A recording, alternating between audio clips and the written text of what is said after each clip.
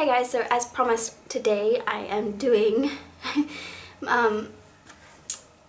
sorry, the reason I kind of got sidetracked there is because I was like, today, this is the same day that I've already filmed 2 videos saying that the next video, anyway, but today I am telling you about my mental illness or mental health history. Basically, you guys know I've got a little bit of a dysfunctional family, so from a very early age, in fact I think, although I wasn't actively diagnosed back then, I can go back diagnostically and pick up some of the traits of like depression or anxiety back when I was about 7. I'll kind of give you a little bit of the lead up to my mental breakdowns that I had when I was 7 years old. My brother was born when I was 5. I had just turned 5. I was like 5 years old and 3 months. And my dad had just kind of, how do I word this? He had kind of distanced himself emotionally. And my mum at this stage was healthy, and I helped her deliver my younger brother. And by that I don't mean I like played nurse or anything. We were in a hospital, but apparently the nurses remarked on how mature I was, because for a 5-year-old I really didn't freak out the way I probably should have. I had my mom's hand, I helped her count, and then when my brother was born, yeah, I kind of knew what was going on. Don't ask me how, but I did.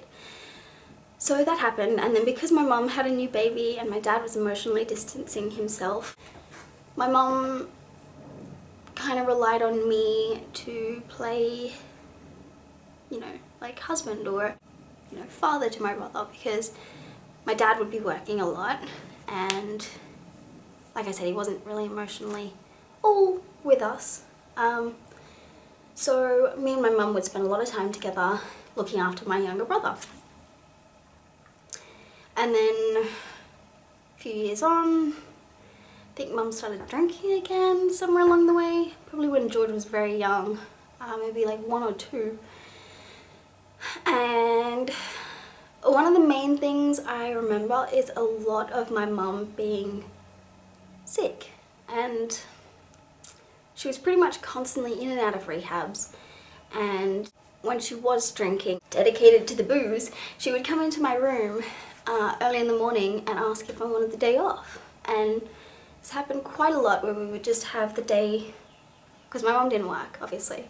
She looked after my brother as a full-time job. And we would just spend the day together. I'd go with her on daily errands, which included stopping off at several pubs to keep her blood alcohol level topped up. So yeah, a lot of my, I would say, early childhood was, spent around pubs and around alcoholics and around drunk old men trying to harass my mother.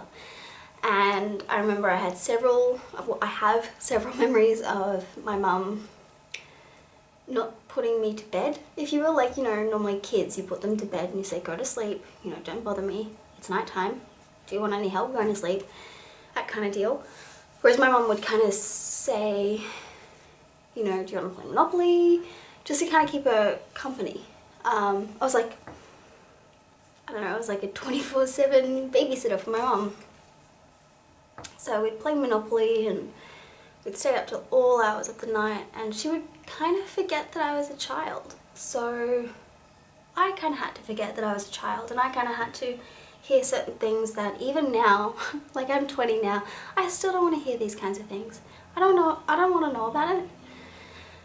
But I do, and that's basically what happened. So because of that, there were a few things going on in my brain ski. First of all, there was the problem of I was, like I said, forced to be like a mother for everyone. So if my dad was, drinking one night, I would stay up and occasionally put my brother and my mum to sleep. Or I'd watch them go to sleep and then wait for my dad to go to sleep before I took it upon myself to go to sleep myself. So, and of course there were a few times where conflict would come up and I would play mediator. And this is as a very, I would say very early childhood, memories, around 6 or 7. So that would happen, and obviously, like I said, staying up late, missing a fair bit of school to look after my mom, looking after my brother a lot of the time, and, all the while, my mum would be just drinking, and, it wasn't often that we confronted her about it and kind of brought it up and asked or begged or intervened and tried to get her to stop. But the few times that we did, it would always fail. I remember a few memories. Anyways, I have memories of my mum picking me up after school once she had gotten out of rehab, and I was so ecstatic and so happy about the fact that, yay, Mum doesn't drink anymore. And she laughed at me and she said, don't be ridiculous, I've already started drinking. And I was like, what, 7 maybe? Something like that. So that was really tough. Yeah, so that's all things that happened. So like I said, diagnostically looking back, I can kind of see patterns of depression and like I would have panic attacks, and I was always kind of anxious. I got bullied a lot at school because obviously I didn't fit in. I still don't fit in, guys. I don't know, it was just kind of like a tough time. My childhood was a tough time. So all that kind of happened, and that was childhood. That was primary school. And I moved around a lot. Like I went to 3 different primary schools. Then I went to high school, and it all came to a head. And I think, partially because of, hormones. They're a thing when you go to high school. Puberty. But obviously I don't think that it's, hormonal. Like, a lot of people, when they hear of depressed teenagers or suicidal teenagers, they instantly just say, oh, they're overreacting, it's just hormones. Well, no, we have a lot of things going on in the world at the moment. We're having the fastest, like, social evolution ever seen in recorded history. Like, we can talk to a person pretty much face to face from different sides of the planet. And because of that, we don't ever leave to actually see people face to face. So, we have a lot to deal with. We've got technology that does more than we can. And having this all put upon us at a young age, not just, people of my group and my generation, but people just in general. Like, I'm sure you've seen older people who are struggling quite a lot with technology, and they don't really want to go with it. And then there's those that try, but anyways, I digress. So there's a lot going on, and for me, I think at this stage Mum had gotten sober again. Actually no, here's a funny story. I broke my arm, and I broke my arm when my mum was still drinking, and as we were waiting in the hospital, my mother had a seizure that woke me up, and it was in the hospital. It was a big family kerfuffle. After that, my mum got sober, and she stayed sober for quite some time. And a lot of my early teens weren't a problem because of her, but they were as well because of the brainwashing, where even when I was a child, I told you guys, I would stay up with her and she would tell me things that I probably shouldn't know, even now. She was telling me things, mean things about this person, mean things about that person, and and basically just brainwashing me. And she's doing it to my brother now. So in high school, my dad wasn't well, and he would binge quite hard. And he's very difficult when he's drinking. He kind of just pretends like no one else is there and just does things the way he wants them done. So the front door would be wide open regardless of whether you had clothes on or not. He would turn lights on and off, mainly off, whether you were using them or not. He would just really nuisance things. And it's not like emotional trauma that my mother has given me, but it's still tough because I have this level of guess it's just love for my parents, where I'm just like, you don't need to drink, you shouldn't drink, I don't know why you do. And then when you do, it just makes me so angry. But yeah, so by this stage I was kind of dealing with a lot of things where I think, without realizing it, the main reason I was getting so upset was, I mean, I had a massive change in, you know, social structure. I went to hanging out with the popular girls and being depressed to hanging out with no one and being depressed. I started self-harming and I kept it secret for quite a while. This is probably even the last year of primary school, up until second or third year of high school. So I mean, I was lucky. I didn't start too early and I didn't keep doing it for too long. And my one piece of recommendation, now that I've mentioned it, I do not recommend it for anyone. Like, I honestly, if you think that it is the answer, trust me when I say it most certainly is not. It causes more problems than it solves. Yes, it is a fantastic coping mechanism, but if you can get through it and not, you will have something to be incredibly proud of, honestly. And for those of you who are currently self-harming, I'm terribly sorry. But the one biggest piece of advice I can give you is ask someone for help. And once you get through this, and you will get through this, I believe in you, you will have a major, you know, accomplishment. And you'll look back and you'll be like, I was so addicted to this and I was able to stop. Just imagine, think of that pride, that self-pride and that self-love for being able to combat something so tragic. It is amazing. By about 8th grade, I stuffed up big time, and I'm glad I did. I was just lashing out anonymously and I got caught. And because of that, I had to get psychanalysis. And because of that, they said, yeah, no, you're not right. And then I went through pretty intensive counselling, as well as I was put on some medication. Actually, no, I think then I just went through the intensive counselling. I can't even remember the order of it, but regardless, in the end, I was put on intensive counselling and antidepressants. And the antidepressants I still take now. Good idea.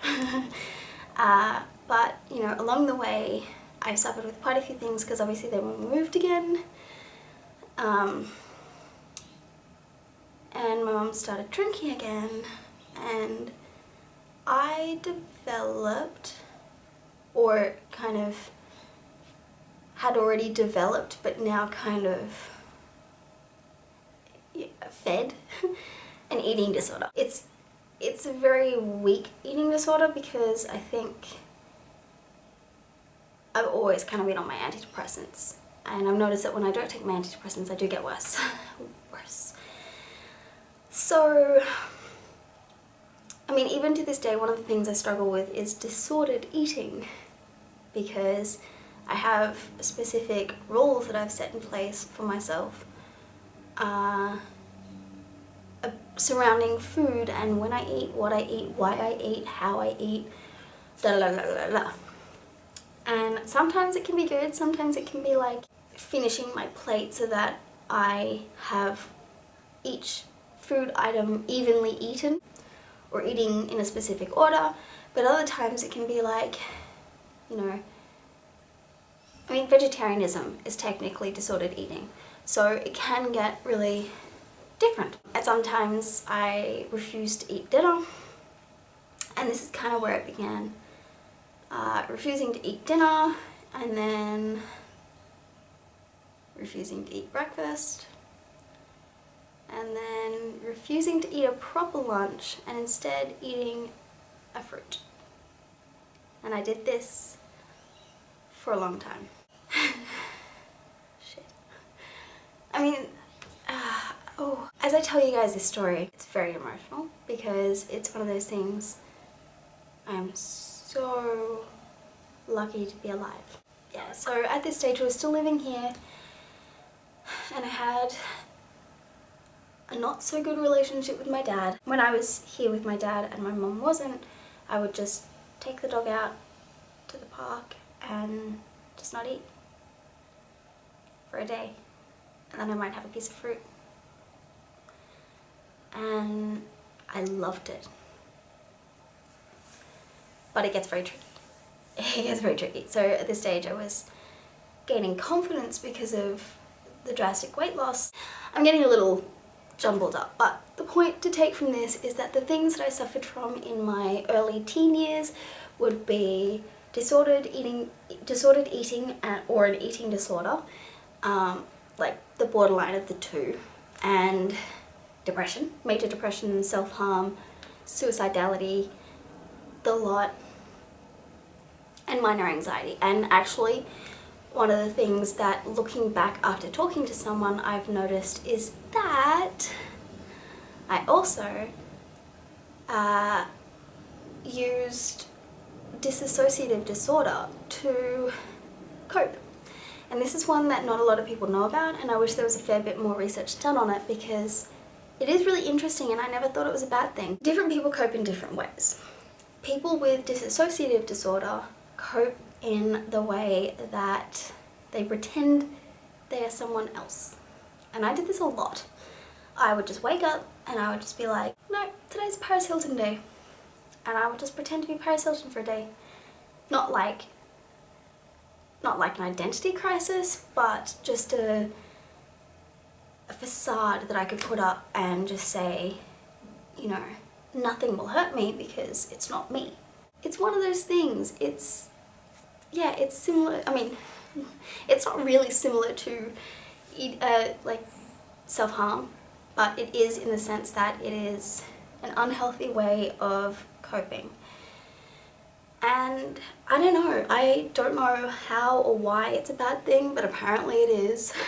It has, you know, has left me with, apparently that's where my short attention and my memory loss come from, because when you're dealing with which character to portray in different situations, the problem is you're busy thinking about so many things that your brain can't focus on what's actually going on. And here I am today, and as you guys know, I still occasionally suffer from my depression.